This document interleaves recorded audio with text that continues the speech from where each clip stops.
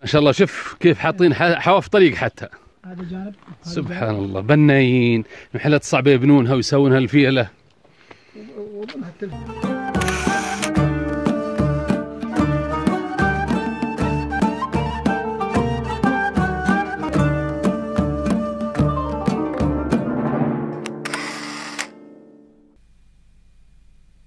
Jalan Al-Fil.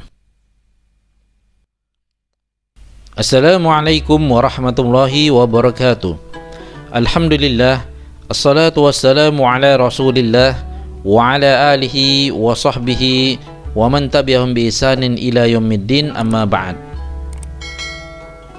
Jalan Al-Fil atau Jalan Gajah adalah sebuah jalur jalan kuno yang secara historis terkait dengan usaha Raja Yaman Abrahah al-Ashram untuk menghancurkan Ka'bah al-Musharrafah. Hal ini dipicu oleh kecemburuannya pada kesuksesan kota Mekkah, di mana orang-orang dari berbagai penjuru dunia berdatangan setiap tahun ke kota itu. Tidak hanya untuk melakukan ibadah haji, tapi juga untuk melakukan perdagangan serta melakukan aktivitas ekonomi lainnya. Abraha pun memutuskan untuk membangun sebuah gereja Al-Qulais atau Al-Qalis, yaitu sebuah gereja yang megah dan mewah yang tidak pernah dibangun oleh manusia pada masa itu. Namun upaya Abraha tetap tidak menunjukkan hasil, padahal dia sudah berusaha untuk menghias gereja tersebut. Pamor gereja tersebut belum bisa mengalihkan manusia dari keinginan untuk datang ke Mekkah, khususnya untuk berziarah ke Ka'bah.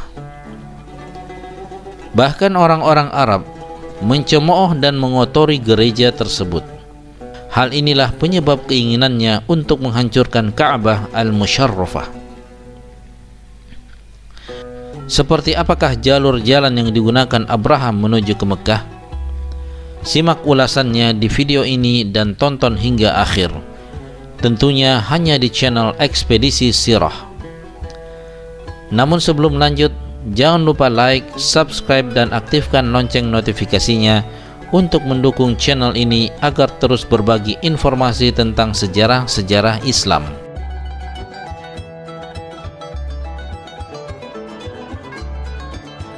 Sejak zaman kuno, rute perjalanan dari Yaman menuju Mekkah bervariasi dan memiliki jalur yang berbeda-beda. Hal ini berdasarkan kota-kota tempat mereka awal kali melakukan perjalanan. Sekurangnya ada 3 rute yang diketahui dari rute jalur kuno pra-Islam dari Yaman menuju ke Mekkah: jalur pesisir, jalur dalam, dan jalur atas, yang masing-masing memiliki rute dan tempat-tempat pemberhentian sendiri-sendiri. Jalur atas adalah rute jalur yang paling banyak dipilih, yaitu jalur jalan yang melewati Yaman Utara dan melintasi wilayah pegunungan Asir hingga mencapai Taif dan kemudian masuk ke kota Mekkah. Meskipun jalan tersebut melewati daerah medan yang sulit, namun lebih disukai oleh para peziarah, pedagang, dan lainnya, karena mereka melewati tanah subur yang hijau dan banyak desa di daerah yang dilewati menawarkan air dan makanan. Jalur ini pula lah yang dilalui oleh Abraha bersama dengan pasukan bergajah menuju kota Mekkah. Di samping itu, jalur ini juga memiliki jarak yang lebih ringkas dibandingkan 2 jalur lainnya.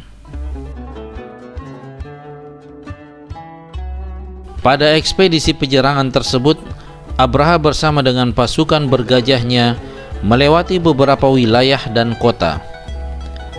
Dia memulai perjalanannya dari kota San'a, kemudian menuju kota Dhahran al-Janub, lalu ke wilayah Jarab, yaitu kota antara Bisyah dan Bahah, kemudian melalui Kara, yaitu gunung yang ada di Taif, dan menuju kota Mekkah dari arah timur.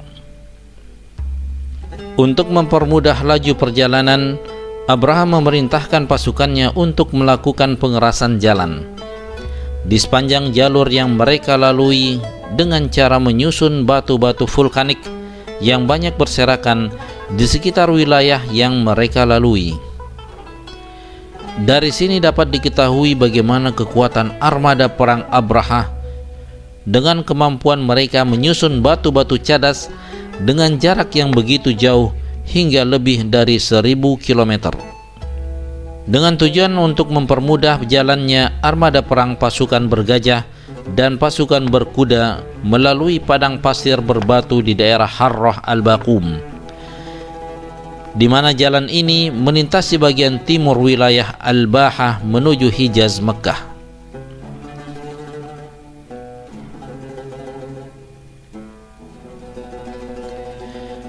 Jalan gajah ini terlihat jelas di daerah timur Diyar Ghamid dan Harrah Al-Baqum yang merupakan wilayah bebatuan vulkanik. Namun di wilayah bergurun, jalur ini sudah benar-benar menghilang. Jalanan ini bisa dibedakan dengan bagian sekitarnya dengan adanya susunan-susunan batu-batu keras yang tersusun rata dan rapih dan dengan perhitungan yang akurat, sehingga pasukan Abraha dapat dengan mudah berjalan dengan artileri dan peralatan-peralatan tempurnya, terutama gajah, karena berkaitan langsung dengan penamaan jalur tersebut. Pembangunan jalan ini dilakukan dengan perhitungan yang teliti. Hal ini bisa dilihat dengan adanya jalur-jalur khusus yang melintang yang bertujuan untuk mengalihkan aliran air apabila terjadi hujan, sehingga tidak merusak jalanan yang telah dibuat. Di jalur ini juga terdapat beberapa titik lokasi berupa tumpukan batu yang dibangun dengan sangat sederhana, dengan ukuran dan bentuk yang bervariasi, yang mereka gunakan sebagai rest area atau pos-pos pemberhentian untuk melepas penat dengan beristirahat di wilayah tersebut.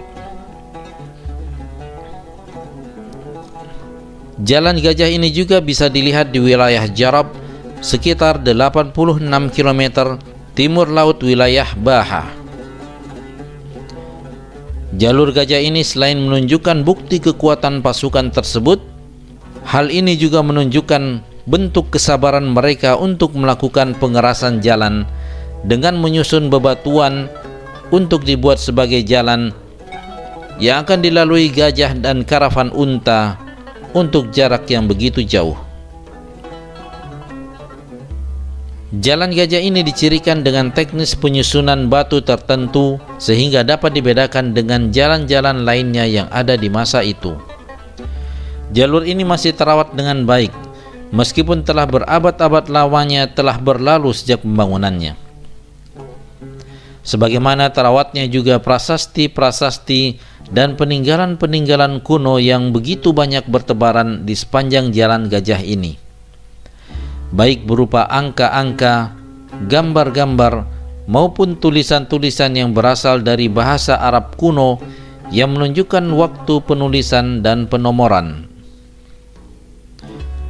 Di bebatuan di sisi-sisi jalan juga terdapat banyak prasasti dan peninggalan-peninggalan orang Habasyah. Di antaranya adalah sebuah prasasti yang ditulis oleh salah seorang juru tulis Abraha yang ikut serta dalam perjalanan menuju Mekah. Prasasti itu menggunakan kaligrafi kuno Arab Selatan di atas sebuah batu berukuran 5 meter di ketinggian 8 meter dari permukaan tanah.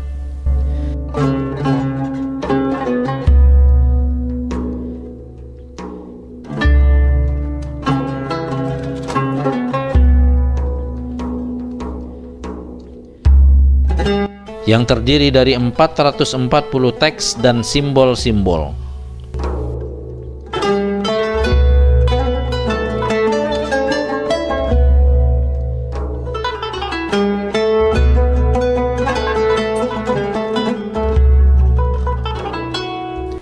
Terdapat pula lukisan-lukisan bergambar gajah, yang diukir jelas dan mendetail yang berada di sisi jalan dari jalur gajah ini. Dan yang menjadi luar biasa bahwa jalan ini telah mengalami proses penomoran yang menentukan jarak, seperti simbol numerik yang dibubuhkan di sisi-sisi jalan atau menggunakan jenis-jenis batu tertentu yang lebih halus yang ditanamkan di jalan sebagai penanda jalan. Dan di setiap tanda batu tersebut mempunyai jarak yang persis sama dengan jarak penanda batu berikutnya. Dan mereka juga menggunakan jenis batu yang lain yang disusun di kedua sisinya sebagai batas ukuran lebar jalan.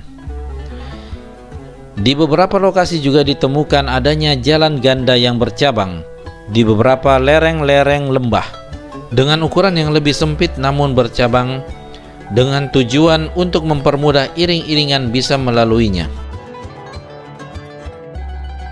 Ukuran lebar jalan dari jalan gajah ini kurang lebih 4 meter. Dengan metode konstruksi pembangunan jalan yang berbeda-beda sesuai dengan kondisi daerah, sehingga metode konstruksi untuk jalan pada wilayah dataran rendah akan berbeda dengan metode pembangunan jalan untuk wilayah pegunungan dan lembah, di mana konstruksi wilayah lembah akan dibuat jalur khusus untuk dapat dilalui air tanpa harus melewati dan memutus jalur jalan yang telah dibuat. Hingga apabila hujan turun dan air akan mengalir dengan deras dari lereng-lereng gunung, maka dengan adanya jalur khusus air tersebut, air akan mengalir menuju lembah dengan tidak menyapu bebatuan jalan yang telah dibangun untuk pengerasan jalan. Di beberapa wilayah, banyak jalur jalan gajah ini yang sudah hilang terbenam di bawah pasir dan bebatuan, terutama di wilayah-wilayah yang berdekatan dengan lembah. Bahkan di wilayah tertentu, jalan ini telah hilang sama sekali selama berabad-abad akibat tertimbun pasir dan ditumbuhi pepohonan yang sudah tumbuh lebat di atasnya, sehingga menjadi sangat sulit untuk mengidentifikasi jalur jalan tersebut. Di antara yang menambah keseruan dari jalan ini adalah keberadaan bangunan-bangunan yang sudah runtuh dan rusak, agak mirip dengan ruangan-ruangan yang berukuran besar yang tersebar di beberapa lokasi di sepanjang jalan, yang mungkin dijadikan rest area atau tempat peristirahatan bagi iringan-iringan yang melewatinya. Bangunan-bangunan tersebut dibangun dari bebatuan pegunungan dan perbukitan yang berdekatan dengan jalan. Di samping itu, di jalur jalan gajah ini tampak beberapa petunjuk-petunjuk arah jalan, khususnya di daerah pegunungan. Petunjuk arah jalan ini dapat ditemukan di beberapa titik lokasi di setiap jarak 1 km. Untuk daerah yang datar, sebagian besar mereka membuat jalur jalan gajah berbentuk lurus dan membuat jalur berbelok-belok untuk daerah lembah dan pegunungan. Wallahu a'lam bissawab. Jazakumullahu khairan. Assalamualaikum warahmatullahi wabarakatuh.